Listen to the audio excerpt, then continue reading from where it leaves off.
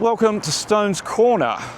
What I want you to do is imagine this whole area as being totally surrounded by woodland. And there is one pathway through the bush. This is roughly it here, going that way and heading up northwest towards the corroboree and pullin grounds at Woolloongabba. Just a walking track through the dense primordial woodland. Over there, a large swamp area. How many eons of human traffic came through here along the old trackway, which later became known as Logan Road? In this video, I'm going to look at the history of Stones Corner. And why not? I'm walking along Logan Road. To my right is Gordon Street and up ahead is Montague Street. Somewhere around about this site, maybe even right here, this was the site of an Indigenous corroboree ground. Don't know how big it was, but it's on the way up to Woolloongabba.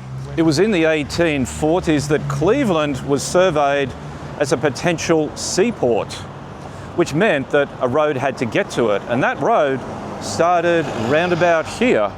It began pretty much there where Logan Road ends, and someone's about to run me over. Yeah, so Old Cleveland Road beginning right there at the intersection with Logan Road and then heading east that way. So that would mean that Logan Road is the older road.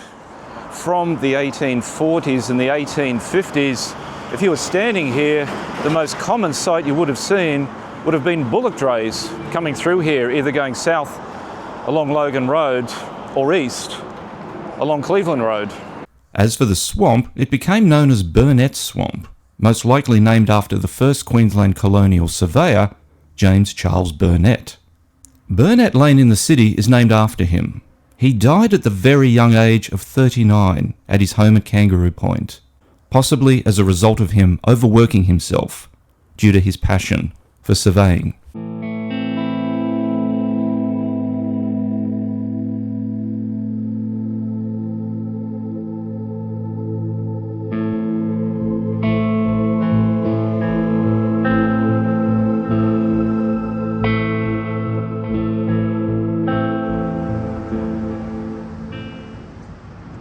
The first attempt to build a bridge over Norman Creek here at Burnett Swamp was begun in 1865, and by all accounts, it was rather crummy. In 1857, an allotment bounded by Old Cleveland Road, Logan Road, Cornwall Street and Rialto Street was sold. Henry Opperman purchased this land and he paid £59.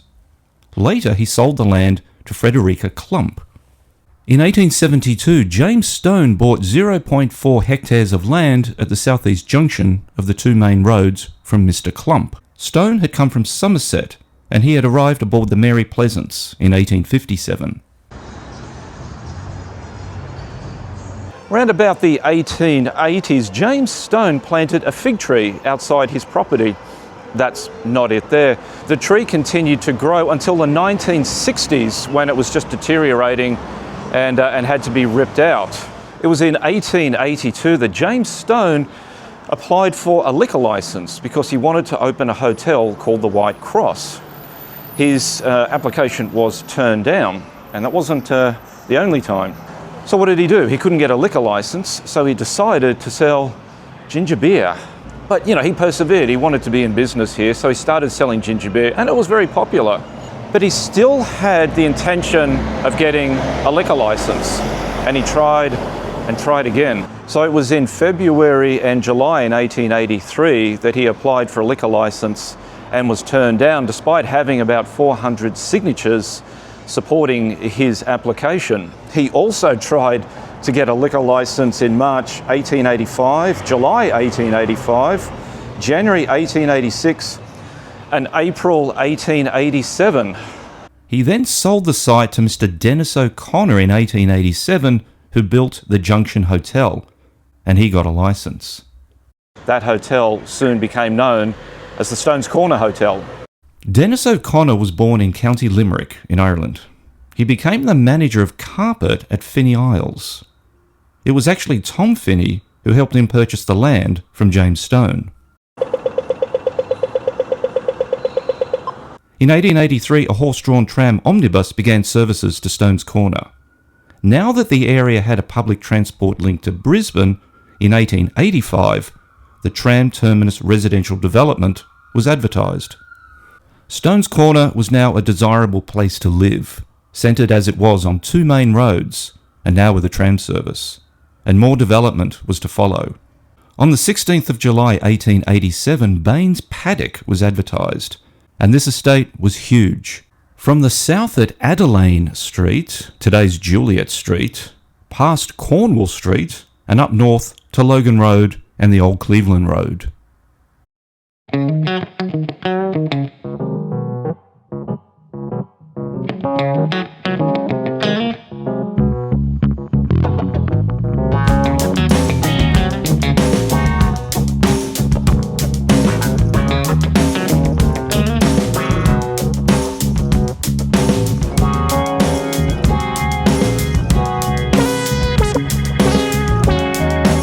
In 1889, the Logan Road train station opened.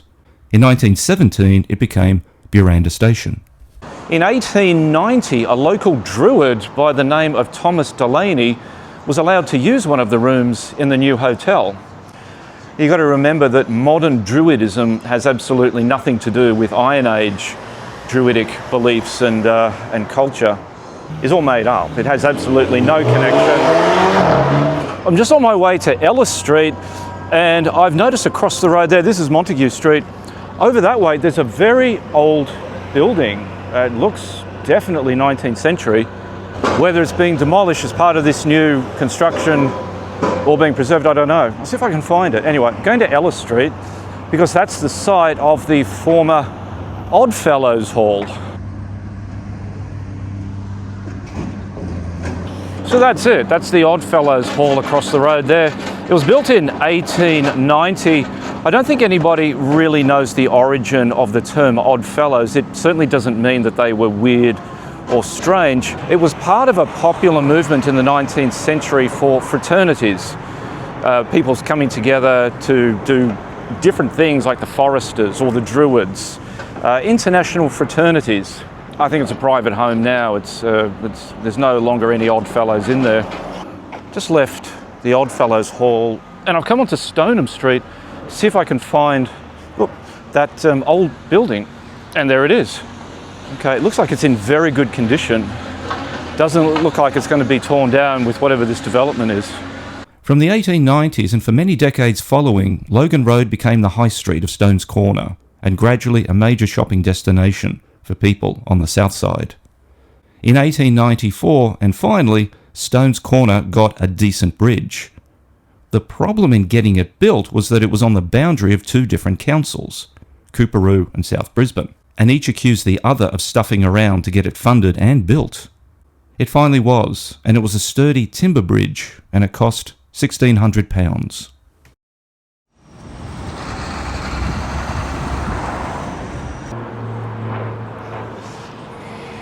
This little tiny nest of shops across the road from the vets and next door Bank of Queensland. This was the site of Charlie's Garage. It was opened in 1917, and over the decades it grew and grew. Behind the old garage there was a fellow who had a blacksmith's there, and his name was Herbert Henderson. He made the wrought iron gates for the sports ground at Langlands Park.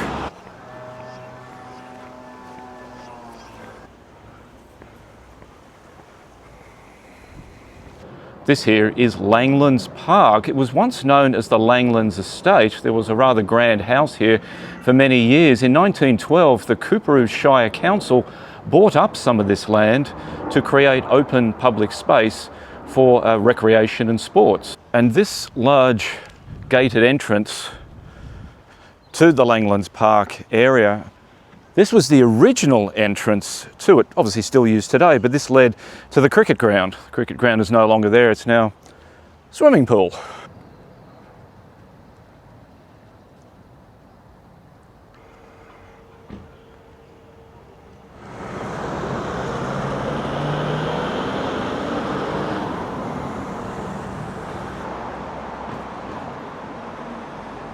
The Thomason Building. little corner building. 1925. It was built just to capitalise on the growing retail opportunities here in Stones Corner. I believe the very first tenants were a dressmaker upstairs and there was a bank down here. But if you have a look here, it's talking about finches and parrots. This was a bird specialist at one point. Bird specialist.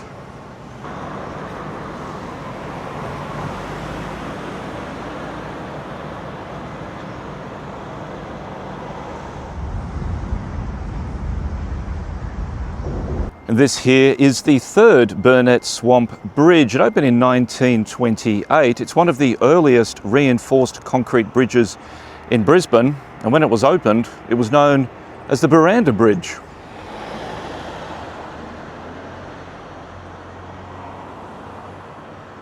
On the intersection here of Old Cleveland Road and Elizabeth Place, behind me, this was the site of the Alhambra Theatre. This opened in the 1920s.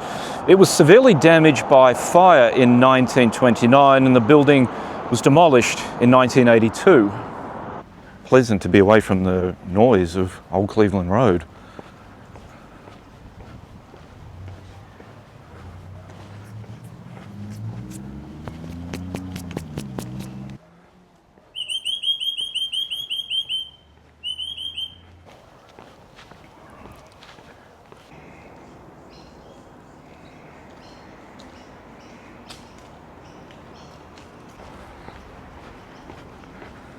I'm walking over Norman Creek. Actually, on an old map, it's listed as Norman's Creek.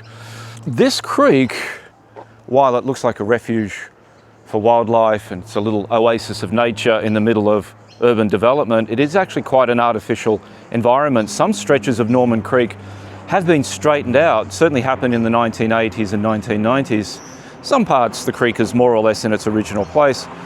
If you look at this aerial photograph from 1936, it shows quite a barren landscape and you can see the creek wriggling across the landscape, little twists and turns.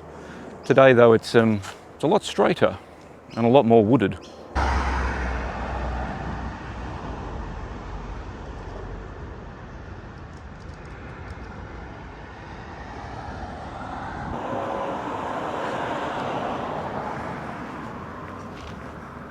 Substation 210. Oh, thank heavens there's an information board, because guess who forgot to research this thing? What does it say? It was built in the latter part of 1930. It was one of a group of substations built throughout Brisbane in the late 1920s and early 1930s as part of a council modernisation program. It's all bricked up, it's not being used for anything, it just sits there.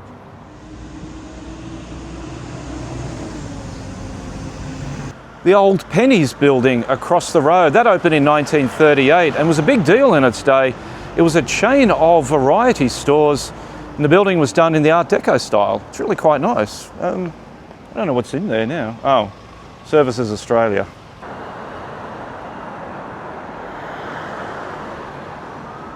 Also in the Art Deco style and built the following year in 1939 is this place. This was originally a Commonwealth Bank building. What I'm looking for now is an old World War II bomb shelter, or what's left of it. There's a few people bombed over there, but no shelter. Eastern Busway, this bridge here, it's got a name. Ted Hanson Bridge, 1878 to 1950.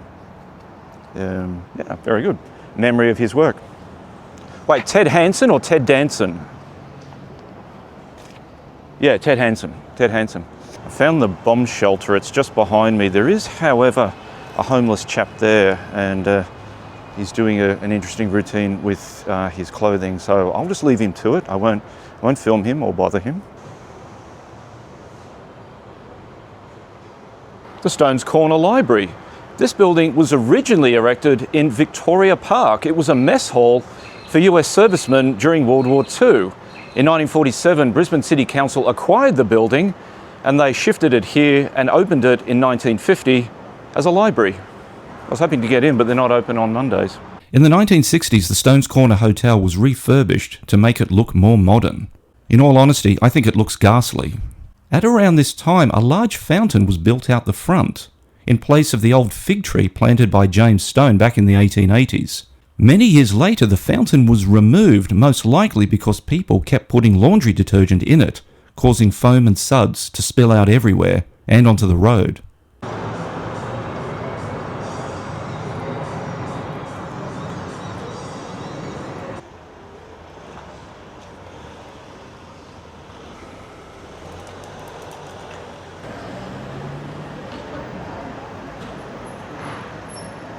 This sculpture here of Monty was unveiled in 1996. Apparently he was the owner of a local resident, and they used to go shopping together, but when the chap became too ill and infirm to make the trip himself, he would give the shopping basket a list of products to buy and some money. The dog would take it, carry it in his mouth, and do the rounds of the shops here along Logan Road. Shop attendants would put the products into the basket, give the change, mark off the list what the dog had purchased, and the dog would trundle on home. Yeah, good Roche.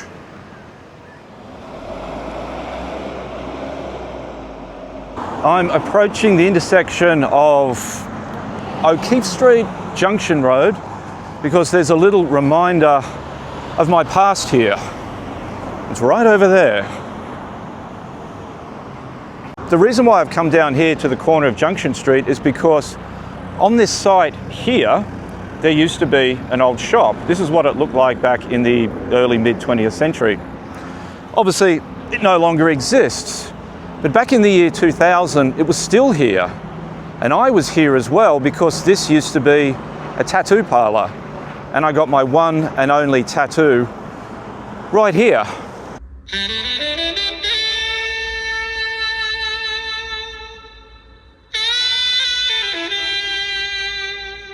I remember during the process, because it was so painful, I had to come outside, sit on this footpath and get some fresh air. And when I was looking at this old photo, I zoomed in on one of the news headlines of the day, and it said, "I am a witch." Must have been a bit of a slow news day that day.